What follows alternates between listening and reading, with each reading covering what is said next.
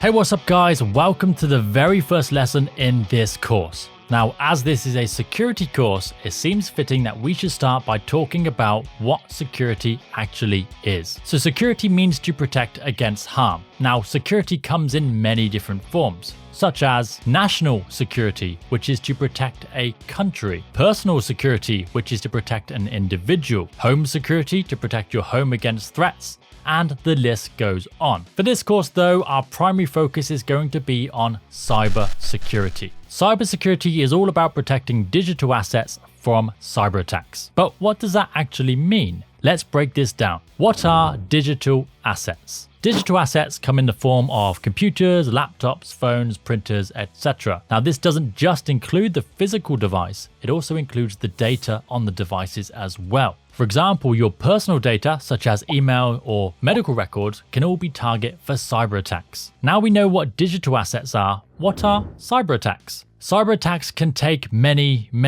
different forms, but some of the main threats to us include hackers trying to break into our devices and gain unauthorized access, or malicious software that can do anything from spying on us to locking us out of our computers, identity theft, which can be used to carry out fraudulent activity, and data theft, which can be used to sell, extort, discredit, or in some way used against us. We'll cover all of these in much more detail throughout this course. Cybercrime is big business in today's world. So big, in fact, it has an estimated value in the trillions of dollars. The people behind these attacks are often well skilled and well funded. So who do we turn to protect our businesses from such dangerous threats? Well, this is where the security professionals come in. With the increased reliance on technology and the internet, the need for skilled cybersecurity professionals has never been higher. But what exactly do these professionals do, and what are some of the different roles? Well, let's take a look.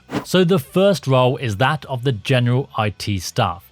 No matter what your role in IT is, you should be familiar with at least the basic cybersecurity concepts. But more than that though, smaller organizations do not have dedicated cybersecurity staff, so it falls on the IT staff to keep that business safe from cyber threats. Next, let's look at the SOC analyst.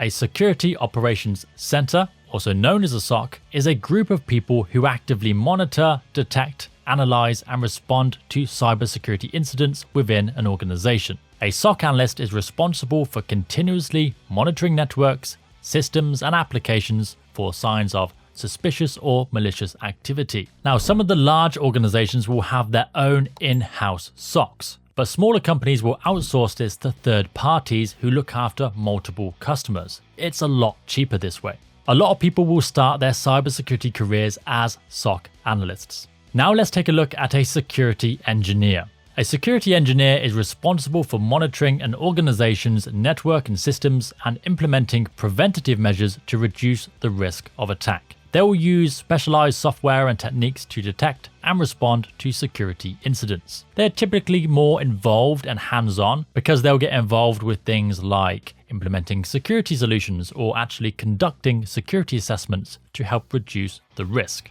A network security specialist is responsible for the design, the implementation, and maintaining secure company networks. They may implement things like firewalls, intrusion detection systems, and VPNs to try and help keep the organization protected from attacks. Now, when a security incident does occur, it's the job of the incident responder to quickly identify and contain the threat. They will work closely with other security team members to gather evidence, assess the impact of the incident, and take the necessary steps to prevent further damage. And we also have penetration testers, who are professionals that simulate real-world cybersecurity attacks for companies to identify vulnerabilities. Now, by doing so, they help organizations strengthen their security measures and protect against future attacks from the real bad guys.